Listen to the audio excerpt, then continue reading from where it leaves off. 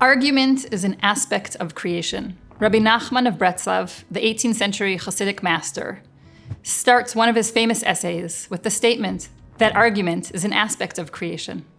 Rebbe Nachman takes from Kabbalistic teachings and explains that in order for God to create the world, God had to contract God's self. God filled all the space of the world. There was no room for any creation. And the only way for there to be space for creation was through the divine act of tzimtzum, of contraction. God's own sacredness had to be contracted to make space for the creation of the world. Rabbi Nachman goes on and explains that that act of contraction was exactly what rabbinic scholars did.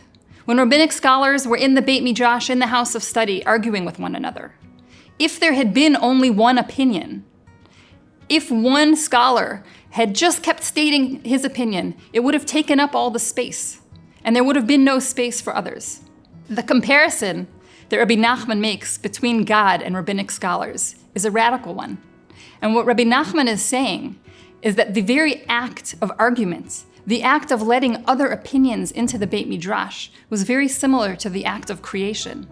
When God created the world, God had to contract. God had to take his oneness and allow for manyness in the world. Just as though the scholar who walks into a Beit Midrash and believes that he has the right opinion has to contract that one opinion and make space for other opinions.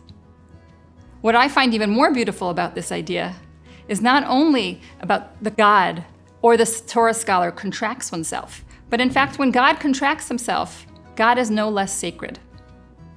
When we think about modern day discourse, when we think about arguments today, when I offer my opinion, when I hold strong to a certain opinion even, I must allow for the other opinion to come in. And allowing for the other opinion, listening to another opinion, does not take away from the sacred value of my own opinion, but it does allow for creativity and for creation to happen. And what we learn from Rebbe Nachman is the only way that we can create in the world, and the only way we can continue the creative process is through healthy arguments.